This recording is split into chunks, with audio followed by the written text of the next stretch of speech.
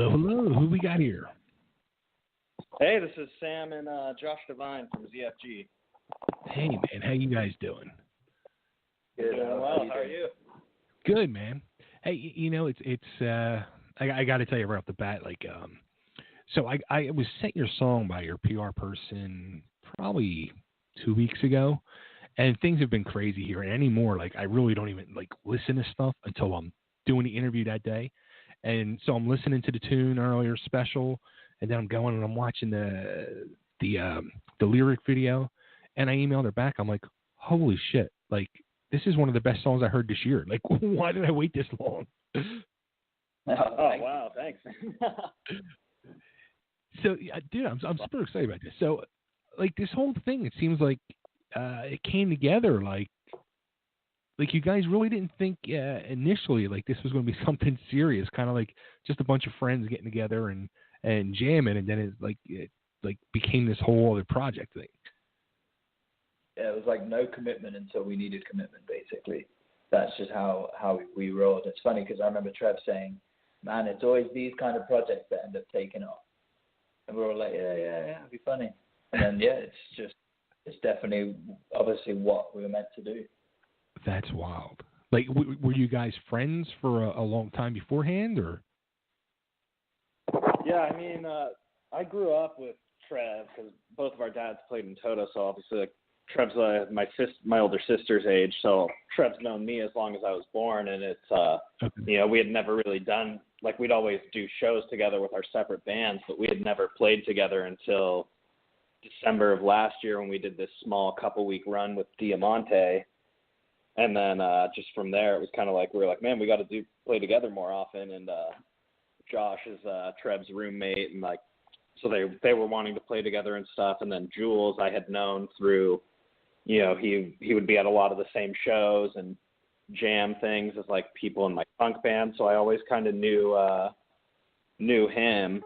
And it's funny, it all just came together. And as soon as we started playing, it was super effortless, and we were like, let's just do whatever we want for fun, kind of thing. No commitment, no pressure, no rules, and just kind of morphed into this. So how long did it take you guys? Was it the initial time you guys got together and said let's do this, or was it a couple times of getting together? We'd written a song together. We recorded that. We thought, all right, this is something different.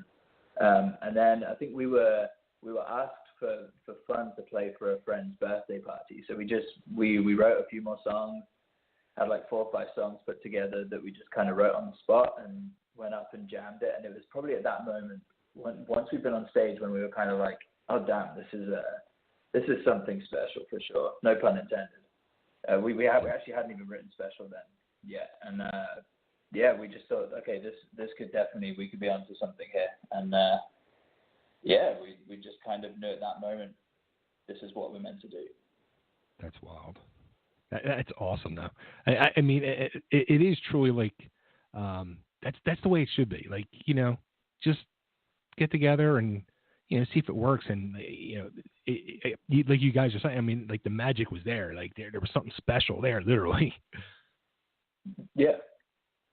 I mean, that's what we all honestly felt together, and it just was very, very natural in the way it came together. That it was just one of those things. We just knew this was it. That's awesome. Now the band name, so I kept seeing the ZFG, and then I was reading the bio, and I'm like, oh, all right, now I get it. So it stands for Zero Fucks Given, which I truly love. And the funny thing is, I interviewed a band last year called FKU I think they were from Sweden. And I was like, what the hell does FKU mean? And then I finally asked, and it was Freddy Krueger's underwear. Oh. Oh, damn. Okay. So Zero Fucks Given has more of a special meaning, I'm sure, to a lot of people than Freddy Krueger's underwear. Yeah, I mean, I don't know. It depends who's really a Freddy Krueger fan. This is true. Yeah. This is true. So I was going through your YouTube, and I saw this one video where you guys were playing for Gene Simmons, and that had to be like kind of frightening because I mean you only see Gene for a few seconds, but he was just staring at you guys stone cold like a statue, like no expression, Oh, yeah. no nothing. I was just like, wow, like how intimidating is that?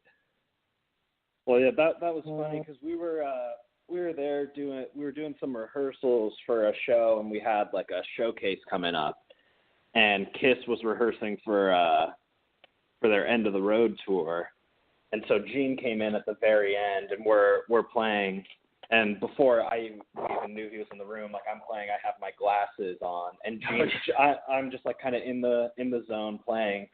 All of a sudden, Gene just walks up and like pulls the glasses off my face and sets them down. He's like, that's more rock and roll. And then, so then he's like, let me hear something. So we played the song for him. It was just like, of course, it's like he's just such a presence and such a legend. So obviously a little bit intimidating when he walks in and he's just like, let me hear something.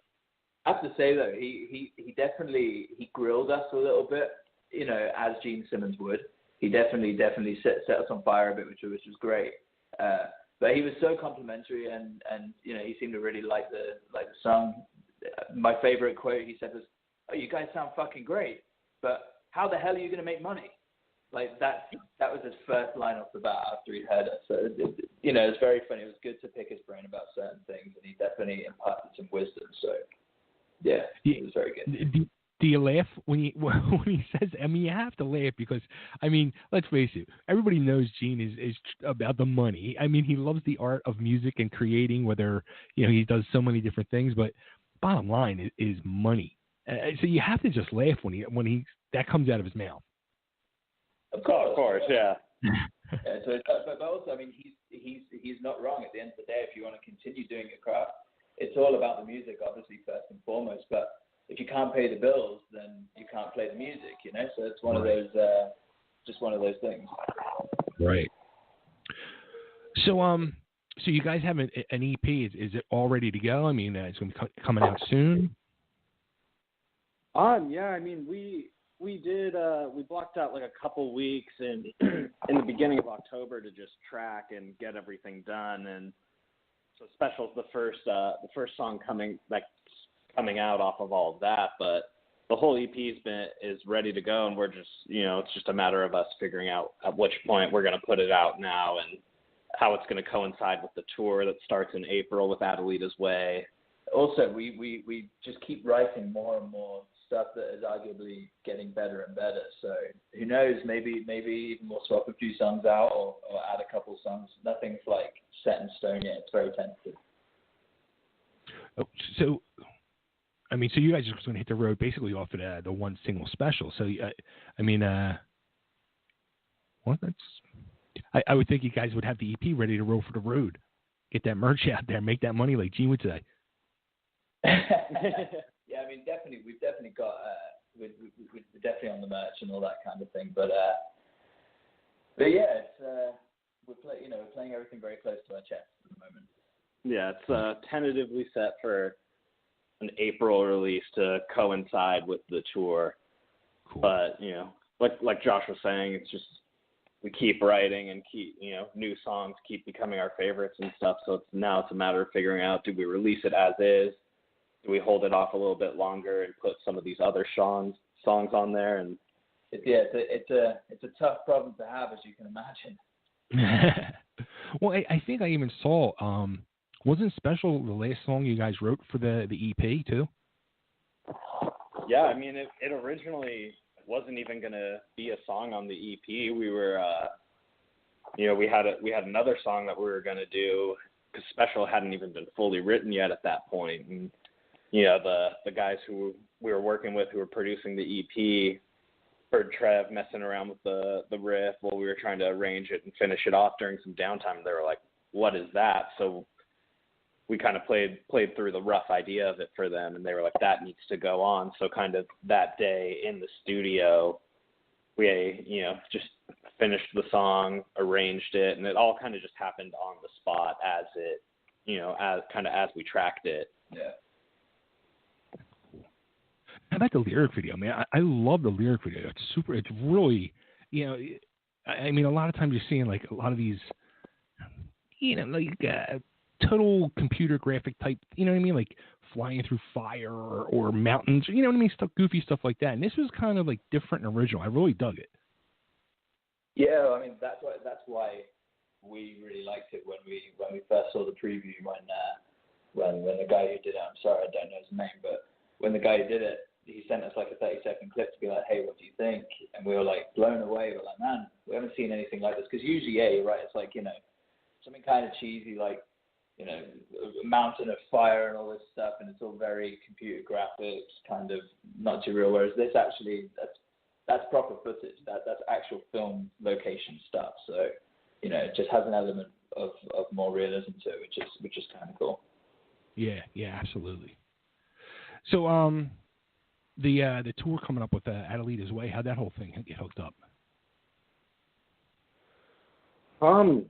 Yeah, I mean, it was kind of just, our manager, John Gomez, was the general. Yeah, we call him the general because he just keeps making things happen for us. But it was something, I'm pretty sure, I think he knows someone in their camp, and, so he kind of was looking for some shows to get us on, and this was just presented to him, and he kind of came to us like, do you guys want to get on this tour? It's going to, because we're opening of the whole night, and so it's going to be a little bit grueling, but it's we're a brand new band, and it's we're just looking forward to getting out there where no one's heard our music or knows of us, and just getting the brand out there, getting the band out there, and just having fun playing music, bringing it all to a new audience. So is this your first like real official tour you guys are doing? Yeah. I mean, I think in total we've only really ever done a couple like actual shows. Yeah, and they've all been LA club gigs. So it'll be nice to get out there and get in front of like a real rock crowd and get out there with some more rock bands. Right. That's cool. It's got to be exciting but scary at the same time. Kind of. I mean, the only thing I'm scared about is doing these 2-day-long drives between some of the shows. That's probably the only thing that is daunting. But no, I couldn't be more excited, man. Yeah, that's awesome. That's good. I wish you guys were coming to Philly, man. Yeah, I know. Well, great. on the next tour, hopefully, yeah, we'll definitely have to hit some of the major cities. Yeah, absolutely. So I do love it. Well, you guys, you come here. Come on, man. Cheesesteaks. Let's do it. Yeah, we'll we're kind of like, we have all these places, and it's unfortunately at this point not up to us, like where we go, or if it was up to us, we'd be hidden everywhere and playing for everyone. Like already we get all these messages and stuff of like, oh, why aren't you guys playing here, or why aren't you coming? It's just so soon enough we'll be hitting all those places. Cool. So, have you guys ever heard of the band Roxanne? Because you guys kind of remind me of the band Roxanne. No, I'm gonna be honest. Yeah, I don't know if I have. They were a band. They put an album out back in it's probably around 1990, and they just got back together and put a new album out last year. And you guys have a similar sound to them. Check them out. They're a really killer band. Okay. Yeah, I'll have to look into that. Yeah. So now, Sam, I got to ask, with your dad who was a member of Toto and Trevor's dad in Toto, do they ever say to you, like, whatever you do, please don't do a cover of Africa?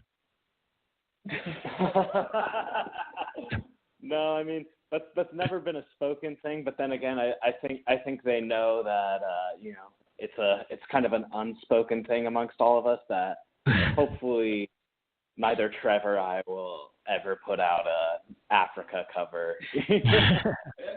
Africa's a good song, but there's so many other cooler songs for a band. Yeah, absolutely. It's funny. My daughter was when she was in high school a few years back, she was in the choir, and I went to one of their recitals they did, and they did Africa. And now whenever I hear that song, I think of my daughter because the way they did it, it was just amazing. The way they did the sounds and all. I was blown away. And now every time I hear that song, I think of my daughter being in choir now. So it's pretty wild. Yeah, it's pretty crazy. Just I feel like it's like every couple months I'm seeing some new version of Africa where you're like, wow, it's another Africa cover, but how do people keep getting so creative with it and like making it different amongst the sea of like people doing versions of that song, Yeah. Although I got to admit, I was disappointed with Weezer's version they did. It was cool. I mean, they did their own spin on it. They made it their own. So. Yeah, that was.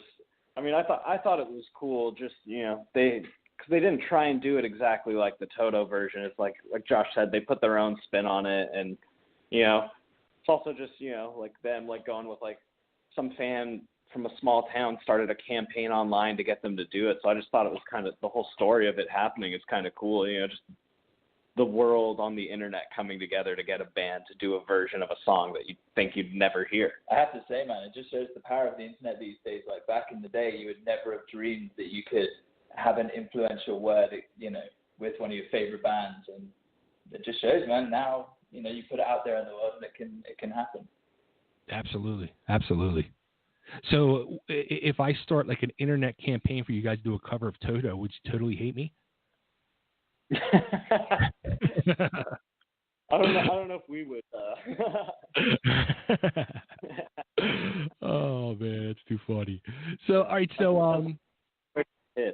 well, do some of the cool obscure Toto songs, and I'm so down, man. That stuff's so much fun to play. Oh man. So, excuse me. So, all right, so you got the tour coming up. Possible release date in April of the EP. New music being written at the moment, all times. You guys are kicking ass, rocking. And where should we send everybody to learn more about ZFG and how they also can be exposed to having zero fucks given? I like that, exposed. Well, if you're on Instagram, it's at ZFG Official. And on Facebook is at ZFG Band, I believe, and same as Instagram. Same as Facebook and Twitter. So I'm getting mixed up. There's too many bloody social media accounts. Yeah. We have a website, I believe, as well, which I should have in front of me at all times. So I remember it's ZFG Official. I don't even know our own bloody website, man. ZFGBand.com. Is that it? I'm glad that you know that. ZFG Band. We have ZFG Band, ZFG Official, ZFG blah blah blah blah blah. So trying to keep track of it. Okay, so website ZFGBand.com, Instagram ZFG Official, Twitter and Facebook ZFG Band again. Bang. Boom. There you go. Well, guys, this was a lot of fun, man. Congrats on the tune. I can't wait to hear the rest of the stuff because I'm freaking totally digging Special. And, yeah, man, we got to keep in touch, and you guys get here to Philly, man. I'm telling you, cheesesteaks on me. Absolutely, man. Thank you so much for having us. Thank you. Absolutely, man. Cool. Sounds like a plan, dude. Take care, guys. You too. Thank you. Bye.